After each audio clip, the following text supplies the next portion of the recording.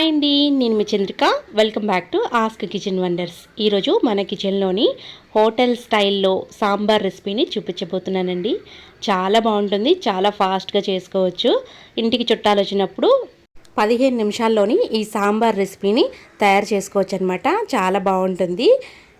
సాంబార్ అనేది చిక్కబడిపోకుండా చల్లారిన తర్వాత కూడా ఒకేలా ఉండేలా ఈ రెసిపీని చేసుకుందాము. ఫస్ట్ దానికోసం కుక్కర్లోని 100 గ్రాముల వరకు కందిపప్పు తీసుకోండి. కప్పు మెజర్మెంట్లో అరకప్పు వరకు కందిపప్పు తీసుకుంటే సరిపోతుంది. అలాగే కప్పులోని 4వ వంతు కింద పావు కప్పు వరకు శనగపప్పును తీసుకోండి, పచ్చి శనగపప్పు. హోటల్ స్టైల్లో మనకి ఫ్లేవరు అలాగే సాంబార్ థిక్నెస్ కావాలనుకుంటే ఈ 2 పప్పులు యూజ్ చేసి చేస్తారనమాట. ఇప్పుడు 2 పప్పుల్ని చక్కగా 1 టైం ఆర్ 2 టైమ్స్ వాష్ చేసుకొని మళ్ళీ తిరిగి 1 గ్లాసు పావు వరకు వాటర్ పోసుకొని దీన్ని మెత్తగా ఉడికించుకోవాలన్నమాట. శుభ్రంగా వాష్ చేసుకోండి పప్పుని. పప్పు ములిగేంత వరకు చక్కగా 1.5 గ్లాస్ వరకు వాటర్ అయితే పోసుకోండి. మీకు టైం ఉంటే ఒక హాఫ్ అన్ అవర్ ముందైనా సరే దీన్ని నానబెట్టుకోవచ్చు అనమాట. పావు టీ స్పూన్ పసుపు వేసి 4-5 విజిల్స్ వచ్చేంత వరకు ఉడికించేసుకోండి. సాంబార్లోకి మీకు నచ్చిన వెజిటేబుల్స్ అయితే వేసుకోవచ్చండి. నేను ఇక్కడ ఈ వెజిటేబుల్స్ అయితే తీసుకుంటున్నాను. చూసారు కదా, ఇలా కట్ చేసుకొని పక్కన పెట్టేసుకోండి. ఇప్పుడు విజిల్ అయితే 4-5 విజిల్స్ వచ్చేంత వరకు ఉడికించేసుకోండి. ఇప్పుడు దాంట్లోకి సాంబార్ కోసం ఇక్కడ నేను 40-50 గ్రాముల వరకు పిక్క తీసేసిన చింతపండుని ఇలా తీసుకోండి.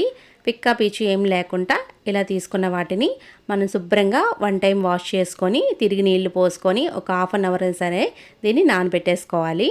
ఇప్పుడు ప్రెషర్ మొత్తం పోయిన తర్వాత పప్పు ఉడికిందో లేదో చూద్దాము. పర్ఫెక్ట్గా మనకి పప్పు అనేది చక్కగా ఉడికిపోయింది. ఇలా మ్యాషర్తో మ్యాష్ చేసుకోండి మెత్తగాన. శనగపప్పు కాస్త గట్టిగా ఉన్నట్లయితే మ్యాషర్తో బాగా మెదిపి ఎక్కడా కూడా పలుకు అనేది లేకుండా ఇలా మ్యాష్ చేసుకోవాలి. ఇప్పుడు దీంట్లోకి మనం కట్ చేసి పెట్టుకున్న వెజిటేబుల్స్ అన్నీ కూడా వేసేసేయాలి. టమాటాలు, బెండకాయలు, ఆనపకాయలు, పచ్చిమిర్చి, అలాగే క్యారెట్, మీకు నచ్చిన వెజిటేబుల్స్ ఏమున్నా పర్వాలేదు. ఇలా మొత్తం వెజిటేబుల్స్ అన్నీ వేసిన తర్వాత 1 గ్లాస్ వరకు వాటర్ని పోసుకోండి. దీంట్లోకి సాంబారుకి సరిపడే 1 టేబుల్ స్పూను రాక్ సాల్ట్ వేసుకోండి. కల్లుప్పు వేసుకుంటే సాంబార్ చేసేటప్పుడు చాలా టేస్ట్ ఉంటుందన్నమాట. ఒకసారి బాగా కలిపేసి 1 విజిల్ పైన పెట్టుకోవాలన్నమాట. ప్రెషర్ పెట్టి చక్కగా 1 విజిల్ వస్తే సరిపోతుంది. ప్రెషర్ అంతా పోయిన తర్వాత చూసారా, ముక్కలన్నీ పర్ఫెక్ట్గా మనకి ఇలా కుక్ అయ్యాయి కదా. మరీ ఎక్కువ విజిల్స్ అయితే పెట్టకండి, ముక్కలు అనేవి స్మాష్ అయిపోతాయి అన్నమాట. ఇప్పుడు దీంట్లోకి మనం నానబెట్టుకున్న చింతపండు గుజ్జు మొత్తం తీసేసి పక్కన పెట్టుకోండి. ఇప్పుడు కారం తగ్గట్టు 1 టేబుల్ స్పూన్ వరకు కారం వేసుకోండి. దీంట్లో మనం తీసుకున్న చింతపండు గుజ్జు ఉంటుంది కదా, మొత్తం పల్పు మొత్తం వేసుకోండి. ఇలా పీచు పిక్కలు ఏం లేకుండా సపరేట్ చేసి పక్కన పెట్టండి. ఇప్పుడు దీనిలోకి మనం సాంబారు ఎంతైతే మనం పలచగా ఉండాలో అంతవరకు చూసుకొని సాంబారుకి నీళ్లు పోసుకొని అడ్జస్ట్ చేసుకోండి.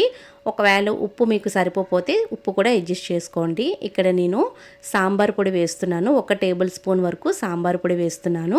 ఈ సాంబార్ పొడి ఇంట్లో రెడీ చేసుకున్నదేనండి. ఆల్రెడీ నేను పోస్ట్ చేశాను సాంబార్ పొడి వీడియో, దాన్ని మీరు చెక్ చేసుకోండి ఒకసారి. ఇప్పుడు దీంట్లోకి కొద్దిగంత బెల్లం కూడా తురుముకొని వేసుకోండి. ఉప్పు చెక్ చేసుకొని 1/2 టీ స్పూన్ వరకు ఉప్పు నాకు పడ్డది కాబట్టి ఉప్పు చెక్ చేసుకొని ఒకసారి వేసుకోండి. ఇలా బాగా కలిపేసి దీన్ని బాగా 2-3 పొంగులు వచ్చేంత వరకు బాగా మరిగించుకోవాలి. ఇలా మరిగించుకున్న తర్వాత దీంట్లోకి ఫైనల్గా కొంచెం కొత్తిమీర వేసేసి 1 మినిట్ పాటు చక్కగా మరిగించేసి దించేసేయాలి అనమాట. ఇప్పుడు దానికి మనం పోపు అయితే మనం పెట్టుకుంటాం కాబట్టి ఇలా మరిగించిన సాంబార్ని పక్కన పెట్టేసేయండి. చూసారు కదా, సాంబార్ అయితే మనకి చక్కగా మరిగిపోయింది. ఇలా పక్కన పెట్టి ఒకసారి బాగా కలిపేసేయండి. చూడండి, ఎక్కడా కూడా పప్పు అనేది లేకుండా పర్ఫెక్ట్గా మనకి సాంబార్ అయితే మరిగిపోయింది. ఇప్పుడు ఒక ప్యాన్ తీసుకోండి. ప్యాన్ తీసుకున్నాక 3 లేదా 4 టేబుల్ స్పూన్ వరకు ఆయిల్ వేయండి. ఆయిల్ కొంచెం హీట్ ఎక్కిన తర్వాత పోపు దినుసులు 2 టేబుల్ స్పూన్ల వరకు వేసుకోండి. శనగపప్పు, జీలకర్ర, ఆవాలు, మినపప్పు కలిపి ఇలా వేసుకోవాలి. దోరగా వేయించండి పప్పు దినుసులు అనేవి. ఇలా వేగిన తర్వాత 5 లేదా 7 వెల్లుల్లిపాయ రెబ్బలు ఇలా దంచి వేయండి. వెల్లుల్లిపాయ కూడా ఆయిల్లో బాగా డీప్ ఫ్రై చేయండి, అప్పుడే స్మెల్ బాగుంటుందన్నమాట. దీంట్లోకి 3 లేదా 4 ఎండుమిర్చిని ఇలా తుంచుకొని వేసుకోండి. ఈ ఎండుమిర్చి కూడా చక్కగా వేగించండి. ఇలా కొద్దిగా వేగిన తర్వాత దీంట్లోకి మనం 2 రెమ్మల వరకు కరివేపాకు వేసుకోవాలి. ఫ్రెష్గా తరిగిన ముదురు ఆకు వేసుకుంటే మంచి స్మెల్ వస్తుందన్నమాట. ఈ కరివేపాకు కూడా మంచిగా వేయించండి. ఇలా వేయించిన తర్వాత 1/2 టీ స్పూన్ ఇంగు కూడా వేసి బాగా కలపండి. స్కిప్ అయింది. ఇప్పుడు ఈ పోపు మొత్తం కూడా సాంబార్లోకి వేసేసి 1 నిమిషం పాటు అలాగే వదిలేసేయండి. తర్వాత అలా బాగా కలిపేసి వేడిగా అన్నంలో పోసుకొని తింటే ఆహా ఏమి రుచి అంటారనమాట. అంత బాగుంటుంది సాంబారు. చల్లారిన తర్వాత కూడా చాలా బాగుంటుందన్నమాట. చిక్కగా పడకుండా పలుచుగానే ఉంటుంది. ఒకసారి నేను చెప్పినట్టు పక్కా కొలతలతో ఈ సాంబార్ రెసిపీని ఒకసారి ట్రై చేయండి. చాలా బాగుంటుందన్నమాట. వీడియో కనుక నచ్చితే లైక్ చేయండి, షేర్ చేయండి. మరిన్ని వీడియోస్ కోసం మా ఛానల్ని సబ్స్క్రైబ్ చేయండి.